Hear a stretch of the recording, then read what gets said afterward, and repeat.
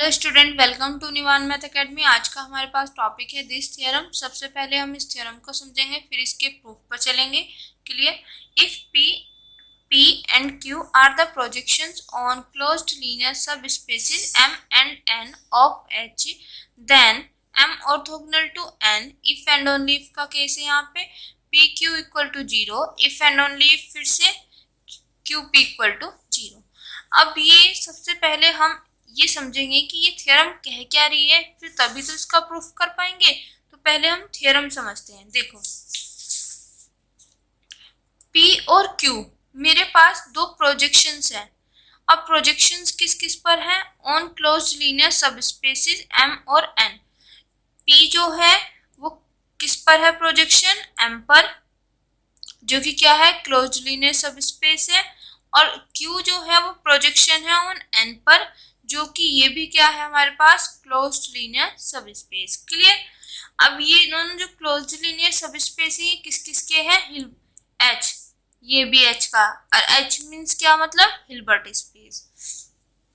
अब बेटा, जो इस पूरी थ्योरम में यूज होने वाला पोर्शन है वो मैं अभी आपको बताने वाली हूँ क्या चीज है। देखो, जब मैं प्रोजेक्शन P की बात करूंगी,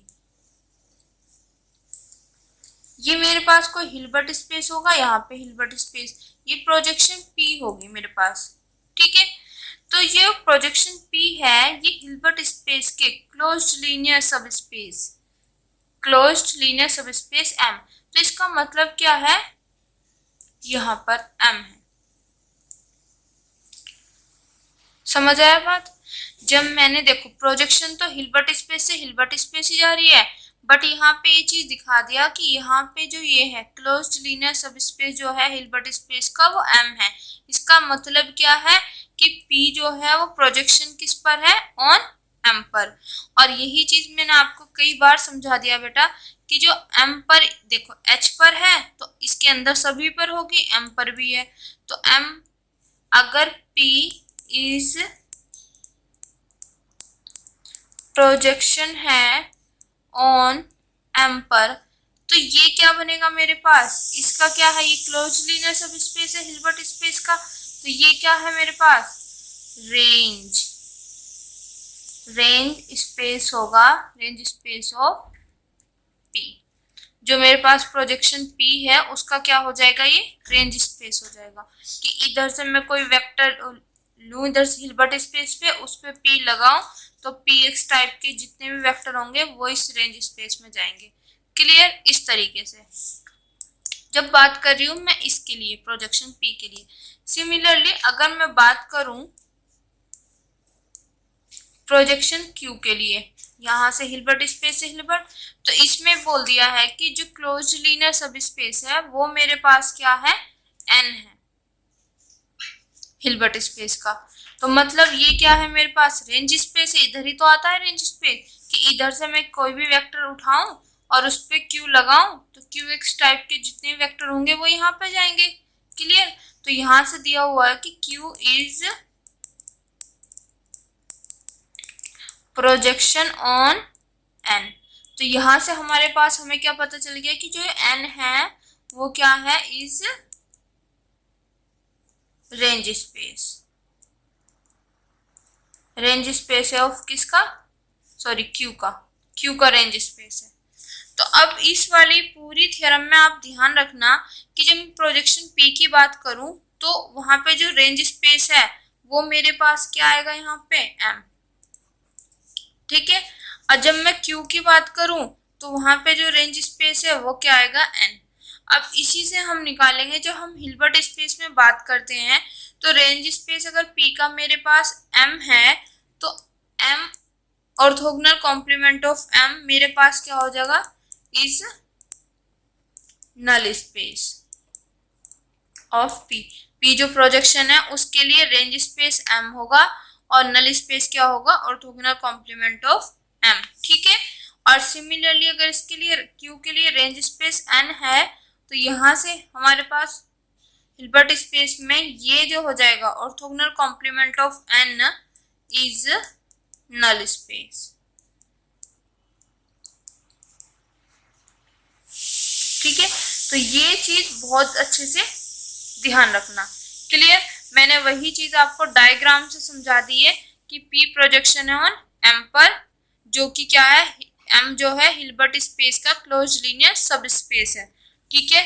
सिमिलरली क्यू क्या है, मेरे पास एक प्रोजेक्शन है ऑन ए क्लोज लीनियर सब स्पेस एन पर, किसके, हिल्बर्ट स्पेस के। ठीक है, ये अच्छे से समझ आ गया। अब देखो बेटा, ये चीज तो हमने समझ ली कि P और Q मेरे पास दो प्रोजेक्शन हो गया जिसका रेंज स्पेस क्या है, M है, P का M है और Q का N है। ठीक है, इतना समझ आ गया। अब मेरे को क्या दिखाना है कि जो ये इसका M जो इसका P का रेंज स्पेस है और जो N का उसका Q का रेंज स्पेस है वो क्या है, ऑर्थोगोनल है। कब होंगे, इफ एंड ओनली जो दोनों projection P Q equal to 0 हो, और ये भी है साथ में if and only if Q P equal to 0 हो। क्या बोला गया, इतना तो मैंने डिटेल बताई है कि जो हमें प्रोजेक्शन गिवन है कि पी प्रोजेक्शन ऑन एम पर, क्यू प्रोजेक्शन ऑन एन पर, तो ये सारी डिटेल बताई। प्रूफ में हमें क्या करना है कि जो ये वाला पी इस पर प्रोजेक्शन है ना, क्यू इस पर प्रोजेक्शन है, तो ये मेरे पास क्या हो गया, दोनों रेंज स्पेस। ठीक है, ये रेंज स्पेस हो गया पी का, ये हो गया क्यू का। ठीक है बेटा, तो यहाँ पे क्या बोला कि जो दोनों के रेंज स्पेस है, मतलब ये orthogonal to this, if and only if, अगर मैं दोनों प्रोजेक्शन को पी क्यू लिखूं या क्यू पी, तो ये 0, और यहाँ पे भी इफ एंड ओनली इफ का केस है दिस इक्वल टू 0। तो ये चीज मुझे प्रूफ करनी है।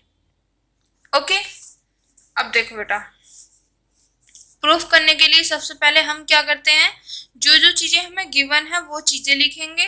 फिर हम यहाँ पे देखो, एक पार्ट ये बन रहा है और एक पार्ट ये बन रहा है, और इसके अंदर भी केसेस बनेंगे। तो ये वाला पार्ट मेरा क्या है, इजी है, तो मैं इसको पहले प्रूफ कर देती हूँ, फिर इसको प्रूफ करती हूँ। ये भी कोई टिपिकल नहीं है, पर थोड़ा सा कंसेप्टली है, समझने वाली चीजें हैं, तो इस वजह से। ठीक है, अब देखो सबसे पहले लिखते हैं हम, हमें चीजें क्या क्या गिवन है। देखो, here P and Q are the projection on close linear subspace M और N ऑफ H, जो कि मैं आपको बता चुकी हूँ। अब देखो, ये प्रोजेक्शन है, हिल्बर्ट स्पेस पे प्रोजेक्शन है, तो इसकी क्या दो कंडीशन होंगी, एडम्पोटेंट और सेल्फ एडजॉइंट। सिमिलरली इसकी भी दो कंडीशन होंगी, एडम्पोटेंट और सेल्फ एडजॉइंट। क्लियर, वही चीज मैंने यहाँ पे लिखी हुई है, और ये चीज मैंने आपको बता दिया कि M क्या होगा, मेरे पास रेंज स्पेस होगा P का, क्योंकि P प्रोजेक्शन है ऑन M पर, तो इसका मतलब M क्या हो गया, मेरे पास रेंज स्पेस हो गया P का, और N क्या हो गया, मेरे पास रेंज स्पेस हो गया ऑफ Q का। क्लियर, डायग्राम को माइंड में सेट करके रखना बेटा। ठीक है, अब हम चलते हैं प्रूफ पर। पहला पार्ट जो मैंने लिया है, मैंने ये वाला पोर्शन लिया कि मैं इसको प्रूफ करूंगी। फिर सेकंड पार्ट मैंने लिया है ये वाला। ठीक है, फिर जब मैं दोनों पार्ट को कंबाइन करूंगी तो मेरे पास ये पूरा का पूरा आ जाएगा। तो यहाँ पे मुझे प्रूफ करना है पी क्यू इक्वल, जो दो प्रोजेक्शन है P Q equal to 0 if and only if Q P equal to 0। तो अब देखो, यहाँ पे भी इफ एंड ओनली इफ का केस है, तो यहाँ पे फर्स्ट टाइम मैं लेके चलूंगी ये, सेकेंड ये प्रूफ कर दूंगी। फिर जब हम इसे आगे करेंगे अगली बार, ये लेके चलेंगे और इसको प्रूफ कर देंगे। क्लियर, तो फर्स्ट केस में हमारे पास क्या, मैं मान लेती हूँ कि पी क्यू इक्वल टू 0 है, मुझे लाना क्या है, ये 0। ठीक है, देन अब मैंने क्या किया, दोनों साइड सेल्फ जो ये एडजॉइंट अप्लाई करा, इधर कर दिया और इधर कर दिया। तो जब हम दो, यहाँ पे हमारे पास दो ऑपरेटर्स होते हैं T1 और T2, ये रिजल्ट है हमारे पास, T1 और T2 दो ऑपरेटर होते हैं। अगर मैं उनका एडजॉइंट लेती हूँ तो वो मल्टीप्लाई में बदल जाते हैं इस तरीके से। ठीक है, तो वही यहाँ पे यूज हुआ है कि Q पहले आ गया, P बाद में आ गया और स्टार लग गया। ठीक है, और इसका देखो ये 0 होता है, 0 क्या होता है हमारे पास, 0 ऑपरेटर होता है सेल्फ एडजॉइंट। ठीक है, सेल्फ एडजॉइंट होता है, तो इसका मतलब क्या है, इसका ये 0 ऑपरेटर है, 0 ऑपरेटर सेल्फ एडजॉइंट होता है, तो उसका एडजॉइंट उसी के इक्वल आ जाएगा। ठीक है, ये चीज। Zero operator is a self adjoint operator और उसका एडजॉइंट उसी के इक्वल, तो ये लिख दिया मैंने। अब देखो बाय डेफिनेशन जो हमें गिवन है, पी क्या है, प्रोजेक्शन है, प्रोजेक्शन है तो सेल्फ एडजॉइंट होगा, तो सेल्फ एडजॉइंट पी स्टार किसके इक्वल है, पी के, रख दिया। और क्यू भी प्रोजेक्शन है तो क्यू स्टार किसके, क्यू के, तो ये तो मैं लेके तो ये वाला पोर्शन चली थी, प्रूफ मैंने ये कर दिया, तो यहाँ से this implies to this, equation number first. Second case में हम मान के चलेंगे क्यू पी ये वाला इक्वल टू जीरो, मैं लेके आऊंगी ये, यहाँ पे भी सेम वही करना है। अब यहाँ पे ना अपने माइंड में कैसी चीज ये याद रखनी है कि हमें एडजॉइंट वाला पोर्शन यहाँ पे अप्लाई करना है, क्यों, देखो जब हमारे पास दो ऑपरेटर होते हैं और उनका एडजॉइंट लेते हैं ना, सिर्फ इसी के केस में वो आगे पीछे पलट जाते हैं, तो मुझे पी क्यू को क्यू पी बनाना है, तो ये तभी पॉसिबल है जब मैं इसका एडजॉइंट ले लूं, इस तरीके से ध्यान रखना। सिमिलरली यहाँ पे क्यू पी है पर मुझे बनाना तो पी क्यू है, तो इसका मैं क्या कर लूंगी, एडजॉइंट ले लूंगी, दोनों साइड ले लिया। सिमिलरली यहाँ पे वही केस आ गया हमारे पास, देखो ये वाला मल्टीप्लाई में आगे पीछे हो जाएंगे, तो क्यू पी है तो पी पहले क्यू बाद में, स्टार लग गया। ये क्या मेरे पास सेल्फ एडजॉइंट होता है, तो ये इसी के इक्वल आ जाएगा, इसकी वैल्यू दिस और दिस वैल्यू पुट करी, तो ये लेके चले, ये प्रूफ कर दिया, तो यहाँ से मेरे पास क्या आ गया बेटा, दिस इम्प्लाइज टू दिस। अब फर्स्ट इक्वेशन में मैंने क्या किया, ये लेके चली ये प्रूफ कर दिया, सेकंड में ये लेके चली ये प्रूफ कर दिया, तो दोनों से वो प्रूफ कर दिया था। From equation first and second से हम क्या वी गेट दिस, ठीक है, फर्स्ट से ये किया,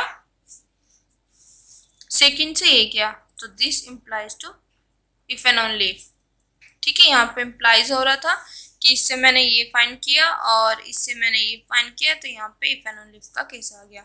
तो ये वाला जो फर्स्ट पार्ट था ये तो देखो कितना इजी था, ठीक है, सिर्फ माइंड में एक चीज सेट रखनी है और हमारे पास ये प्रूफ हो जाएगा, क्या कि पी क्यू को क्यू पी बनाने के लिए हमारे पास प्रोजेक्शन में सिर्फ एक ही वो है कि अगर दो ऑपरेटर होते हैं मल्टीप्लाई में, इस तरीके से अगर मैं उस पर एडजॉइंट लेती हूँ ना तो अपोजिट हो जाते हैं, तो पी क्यू का क्यू पी बना देंगे इस तरीके से, ठीक है।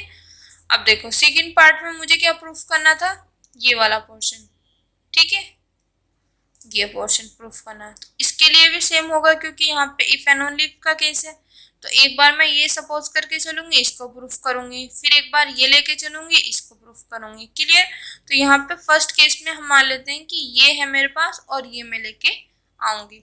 अब इसको ध्यान से समझना, ठीक है, ये लिख लिया, हमारे पास है क्या, m ऑर्थोगोनल टू n। अब यहाँ से मैंने ये चीज लिखी है और ये मैंने पीछे भी कई बार बता दिया है और ये बहुत ज्यादा इंपॉर्टेंट है, ये किस तरीके से आया देखो, एक मिनट बेटा, हमने लिखा हमारे पास ये चीज है, तो मैंने यहाँ से लिख दिया कि जो ये n है ये कंटेन हो जाएगा इसमें m ऑर्थोगोनल कॉम्प्लीमेंट या ऑर्थोगोनल कॉम्प्लीमेंट ऑफ m। अब इसमें सबसे पहले हम ये समझेंगे कि इसमें मेंबर कौन से जाते हैं, इसमें वो मेंबर जाते हैं बेटा जो m के साथ क्या होते हैं, ऑर्थोगोनल होते हैं, इस m के साथ जिसके ऊपर ये लग जाता है ना, ऑर्थोगोनल कॉम्प्लीमेंट ऑफ m बोलते हैं इसको, जिसके ऊपर ये लगता है, तो इसका मतलब इसमें वो वेक्टर, इसके अंदर वो वेक्टर जाएंगे, इसके अंदर वो वेक्टर जाएंगे जो m के साथ क्या हो, ऑर्थोगोनल हो, क्लियर।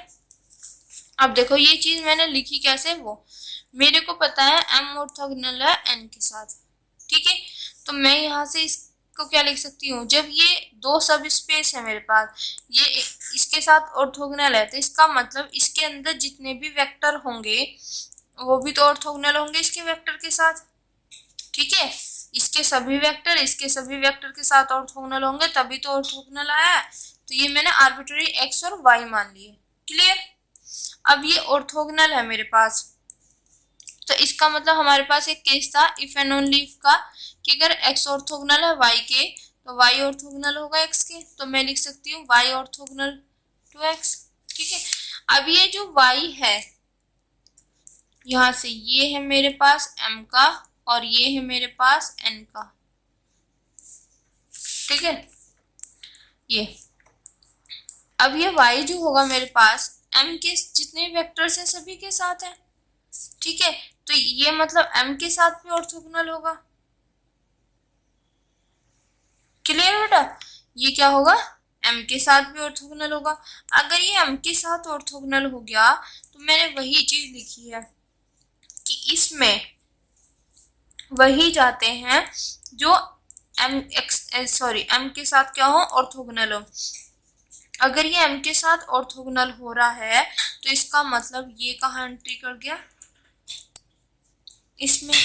पर ये मेंबर किसका था, n का, पहुंचा कहाँ दिया मैंने, यहाँ पे। तो इसका मतलब n कंटेन हो गया दिस। ये तो चीज होती है। और ये आर्बिट्रेरी है। आर्बिट्रेरी का मतलब इसके अंदर जितने भी होंगे वो सब इन कंडीशन को सेटिस्फाई करेंगे, इसके अंदर पहुंच जाएंगे, मतलब इसके सभी के सभी वेक्टर इसके अंदर होंगे ही होंगे। एक कंसेप्ट तो ये हो गया जो हम बेटा, ये मैंने बता दिया कि आर्बिट्रेरी हम लेके चल रहे थे, मतलब आर्बिट्रेरी का मतलब n के जितने भी वेक्टर होंगे वो सब के सब इसके अंदर जा रहे हैं। तो इसका मतलब ये कंटेन हो जाएगा दिस। क्योंकि कंटेनमेंट हम तभी दिखाते हैं, इसका एक एलिमेंट लेके चलो और इसमें बिलोंग करा दो तो वो उसमें कंटेन हो जाएगा। वो यही प्रोसीजर होता है कि कोई एक आर्बिट्रेरी उठा लो और उसके अंदर पहुंचा दो, तो इसका मतलब इसके जितने भी इसके अंदर होंगे वो सभी के सभी दूसरे के अंदर होंगे। क्लियर बेटा, तो ये तो हो गया हमारे पास मैथमेटिकली। अगर हम नॉर्मल देखो, मैं बात करूं यहाँ से ही समझाने की बात करूं, m ऑर्थोगोनल टू n, तो इसमें वही जाते हैं जो m के साथ क्या होते हैं, ऑर्थोगोनल होते हैं। तो यहाँ पे ये इसके ऑर्थोगोनल है, तो मतलब n के जितने भी मेंबर होंगे वो सभी के सभी m के साथ ऑर्थोगोनल है। तो इसका मतलब m के जितने भी वेक्टर होंगे वो सबके सब इसके अंदर चल जाएंगे, by definition orthogonal complement of m। Clear, यही तो कहता है कि m के साथ जो भी ऑर्थोगोनल होगा ना मेरे अंदर एंट्री हो जाएगी। तो n के जितने भी ये एक दूसरे के ऑर्थोगोनल है तो इसके जितने भी वेक्टर होंगे इसके ऑर्थोगोनल होंगे होंगे, है ना। तो इसके जितने भी वेक्टर है वो सब इसके अंदर चले गए, और जब इसके सभी के सभी वेक्टर इसके अंदर जा रहे हैं बेटा तो सिंपल सा ये इसके अंदर कंटेन हो जाएगा ना। तो ये हमने नॉर्मली लैंग्वेज में इसको पढ़ लिया कि ये इसके ऑर्थोगोनल है, इसके जितने भी वेक्टर होंगे m के ऑर्थोगोनल होंगे, और जो m के ऑर्थोगोनल होते हैं वो इसके अंदर एंट्री कर जाते हैं। तो मतलब पूरा का पूरा n इसके अंदर एंट्री कर गया। क्लियर बेटा, ये चीज समझ आ गई ना। इसमें ये सिर्फ x के लिए नहीं है, x के आर्बिट्रेरी यहाँ पे लेके चल रहे सभी वेक्टर के साथ है, तो वो चीज आ जाएगा। तो ये चीज समझ आ गई कैसे आया, ओके। अब देखो ये हमें पता है q प्रोजेक्शन है ऑन n पर, ठीक है, यहाँ पे लेके चले थे q, p प्रोजेक्शन है m पर, q प्रोजेक्शन है n पर। अगर q प्रोजेक्शन है ऑन n पर देन तब मैं ये लिख सकती हूँ, मैंने अभी आपको डायग्राम से भी बताया था। अगर q प्रोजेक्शन है n पर, q प्रोजेक्शन है n पर, तो इधर से मैं हिल्बर्ट स्पेस का कोई वेक्टर लूं, सभी वेक्टर के लिए कोई भी, मतलब मैंने यहाँ पे एक आर्बिट्री ले लिया, सभी के लिए बात है, उस पर q लगाऊं तो q x टाइप के कहाँ जाएंगे, यहाँ पे, तो वही चीज तो यहाँ पे जा रहे हैं। ठीक है, ये चीज मैंने पहले ही समझा दी जिससे कोई प्रॉब्लम ना हो। ठीक है, अब देखो क्यू एक्स बिलोंग कर रहा है n से, पर n किसके अंदर कंटेन कर रहा है, इसके। तो इसका कहने का मतलब क्या कि n के जितने भी मेंबर है सब इसके अंदर है, तो n का एक ये भी तो मेंबर है, तो ये भी किसके अंदर जाएगा, इसके अंदर। ठीक है, for every x belongs to h, Hilbert space के सभी वेक्टर के लिए। ठीक है बेटा, इतना समझ आ गया। अब आगे देखो, ये मेरे पास क्या है, नल स्पेस ऑफ p। अब इसको ध्यान कैसे रखना, m क्या है, रेंज स्पेस ऑफ p, मैंने बताया था ना, m है रेंज स्पेस ऑफ p। तो ये क्या बन जाएगा, नल स्पेस ऑफ p। तो वही चीज यहाँ पे लिखी हुई है कि this is range, sorry, null space of p। अब नल स्पेस की क्वालिटी क्या होती है हमारे पास, देखो ये वेक्टर इसमें जा रहा है और ये क्या है, नल स्पेस है p का। तो नल स्पेस में कोई वेक्टर तभी एंट्री करता है जब मैंने उस पे जो प्रोजेक्शन है उस पर लगाई हो और मुझे सामने वाले की जीरो मिल गई हो। कैसे, देखो ये मेरे पास क्या है, नल स्पेस ऑफ p, तो नल स्पेस मेरे पास यहाँ पे होगा। ठीक है। तो इसमें यहाँ के वो वेक्टर, इसमें नल स्पेस में ये वो वेक्टर जाएंगे, ठीक है। जैसे यहाँ पे मेरे पास क्या आ रहा है, क्यू एक्स आ रहा है, ठीक है, क्यू एक्स बिलोंग कर रहा है इसके अंदर, तो ये इसमें तभी जाएगा, इस पर मैंने पी लगाई हो और मुझे सामने वाले की इसकी जीरो मिल गई हो, क्योंकि हमारे पास नल स्पेस की डेफिनेशन यही होती है कि नल स्पेस में हिल्बर्ट स्पेस के वो वेक्टर जाएंगे, वो मेंबर जाएंगे जिस पर मैं पी लगाऊं, जिसके नल स्पेस की बात कर रहे हैं, और मुझे सामने वाले की जीरो मिल जाए।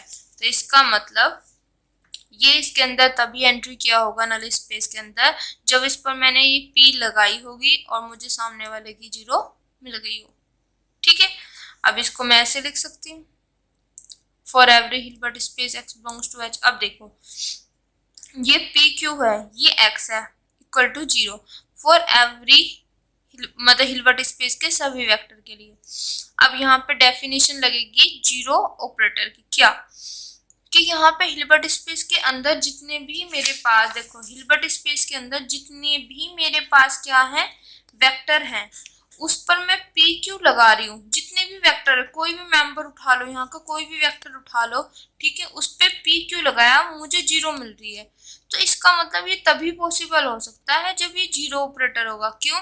क्योंकि सिर्फ सिंगल दुनिया में जीरो ऑपरेटर ही एक ऐसा ऑपरेटर है कि उसके साथ कुछ भी लगाओ वो उसको जीरो बना देता है। तो वही चीज यहाँ पे हो रही है कि हिल्बर्ट स्पेस के सभी वेक्टर के लिए अगर मैं ये इस पे अप्लाई कर रही हूँ और मुझे ये जीरो बना रहा है, तो इसका मतलब ये क्या होगा, मेरे पास जीरो। ठीक है, समझ आ गया।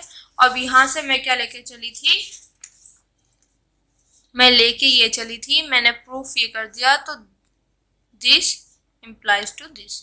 ठीक है, हो गया, एक केस प्रूफ हो गया। सिंपल सी चीज है, कुछ याद नहीं रखना है, सिर्फ ये है। तो ये इसके अंदर हो जाएगा, और यहाँ पे क्यू प्रोजेक्शन है मेरे पास एन पर, तो इस टाइप के मेरे पास रेंज स्पेस में जाते हैं। अब ये इसका मेंबर, इसके सारे के सारे मेंबर इसके अंदर है, तो ये भी इसके अंदर हो जाएंगे। पर ये क्या है मेरे पास, ये तो नल स्पेस हो गया पी का, जो मैंने आपको शुरू में ही समझा दिया। ठीक है, by definition of null space क्या होता है कि नल स्पेस में तभी गया होगा जब इस पे मैंने पी लगाई होगी और मुझे सामने वाले की जीरो मिल गई होगी। ठीक है, फिर मैंने इसको सॉल्व किया। अब देखो ये हिल्बर्ट स्पेस के सभी वेक्टर पे अगर ये वाली मैं चीज ऑपरेटर यूज कर रही हूँ, तो मुझे ये इसको जीरो बना रहा है, हिल्बर्ट स्पेस के सभी वेक्टर को जीरो बना रहा है। ये तभी पॉसिबल हो सकता है जब ये जीरो ऑपरेटर हो। तो bye definition of zero operator ये क्या हो जाएगा मेरे पास, जीरो। तो ये आ गया। ठीक है, अब सेकंड केस में मैं सपोज करके चलूंगी P Q equal to zero है और मैं प्रूफ करना होगा मुझे ये। अब देखो M orthogonal to N proof करना है, तो इसके लिए मैं क्या करूंगी, इसका कोई वेक्टर उठाऊं, इसका कोई वेक्टर, देखो फॉर एवरी, एक आर्बिट्ररी उठा रहे हैं तो सभी के लिए आ जाएगा। वेक्टर उठाया उनके, देखो जब भी हमें दो स्पेस को ऑर्थोगोनल दिखाना होता है तो मैं उनके अंदर के आर्बिट्ररी वेक्टर को ऑर्थोगोनल दिखाऊंगी, और वेक्टरों को ऑर्थोगोनल दिखाने के लिए हमें उनकी इनर प्रोडक्ट क्या दिखानी होती है, जीरो। क्लियर? तो इसका मतलब मुझे अगर ये दिखाना हो तो मतलब ये, और ये मतलब तो ये, तो इसका मतलब इसको प्रूफ करने के लिए मुझे इसके एवरी, मतलब हर एक की बात करें, इसके हर एक वेक्टर की बात करें, इसके हर एक वेक्टर की बात करें, और ये इनकी इनर प्रोडक्ट क्या दिखानी चाहिए, जीरो। क्लियर? अब देखो मुझे इन दोनों की इनर प्रोडक्ट जीरो दिखानी है, तो इसका मतलब मैं ये दोनों ले लूं, ये वाला पोर्शन ले लूं ना। ठीक है, अब देखो यहाँ पे x की जगह मैंने पी एक्स लिखा है, y की जगह मैंने क्यू वाई लिखा है। अब ये कैसे लिखा बेटा, ये थ्योरम मैंने आपको कराई थी, if p is any projection on m, then तब m क्या है यहाँ पे, रेंज स्पेस है। ठीक है, तो x belongs to m if and only if px equal to x। अब देखो यहाँ पे मेरे पास अगर p कोई प्रोजेक्शन है ऑन m जो हिल्बर्ट स्पेस का क्या है, रेंज स्पेस है, तो अगर x से बिलोंग कर रहा है उसके रेंज से, तो उस पर अगर मैं p लगाऊंगी तो वो उसी के इक्वल दे देगा। ठीक है, कहने का मतलब क्या है, यहाँ पे p और यहाँ पे q, q का जो रेंज स्पेस है वो मेरे पास, सॉरी P का जो रेंज स्पेस है वो मेरे पास M है, Q का जो रेंज स्पेस है वो मेरे पास N है, ठीक है। और यहाँ पे X बिलोंग कर रहा है M से और यहाँ से Y बिलोंग कर रहा है N से। तो ये चीज मेरे पास यहाँ पे क्या है, गिवन है। तो जब इस थ्योरम की अगर मैं बात करूं तो कहीं पर अगर ये गिवन है तो मैं ये लिख सकती हूँ, ठीक है। तो यहाँ पे मेरे पास ये चीज गिवन है तो मैं इम्प्लाई करके इस पे प्रोजेक्शन, इस वाले रेंज पे प्रोजेक्शन क्या P, इसको P लगाऊं तो ये मुझे एज इट इज X दे देगा। यहाँ पे X की जगह Y है, M की जगह N है, यहाँ पे रेंज स्पेस N है, तो मतलब इस पे कौन सी प्रोजेक्शन Q, मतलब इस पे Q पे P की जगह Q, X की जगह Y और ये Y दे देगा। क्लियर? सिर्फ इस थ्योरम का यूज किया है। और जनरली अगर आप ये थ्योरम लिखो तो बहुत अच्छी बात है। अगर आप नॉर्मली याद करना चाहते हो, कोई आपसे पूछे तो कैसे याद रखना है कि P मेरे पास प्रोजेक्शन ऑन M पे, M मतलब क्या हो गया, P का रेंज हो गया। अगर कोई भी वेक्टर रेंज में बिलोंग कर रहा है और उस पर मैं P लगा दूं तो वो वेक्टर एज इट इज आ जाएगा।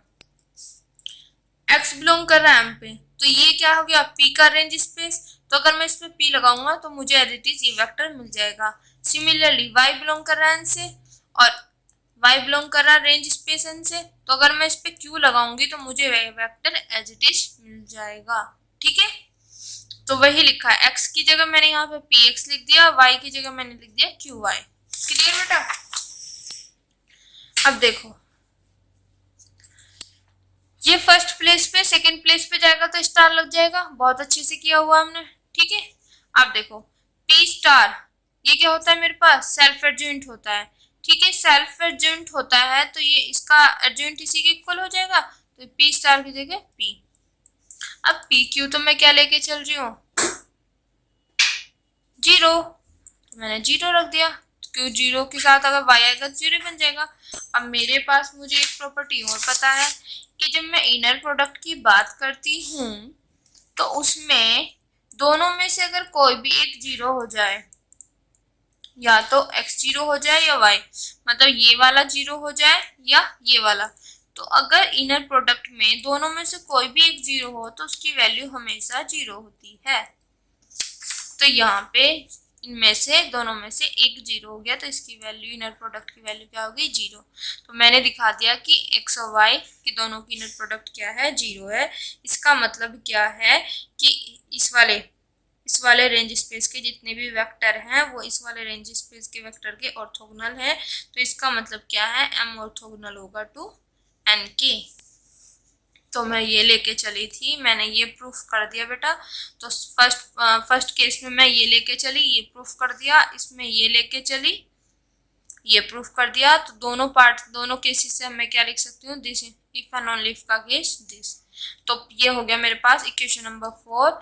और पार्ट फर्स्ट में मैंने प्रूफ किया था बेटा ये, पार्ट सेकंड में मैंने प्रूफ कर दिया दिस। तो दोनों पार्ट को अगर मैं मिलाऊं तो मेरे पास ये लिख सकती हूँ, कैसे, पहले ये प्रूफ कर दिया फिर ये प्रूफ कर दिया, तो दोनों पार्ट से ये प्रूफ हो गया।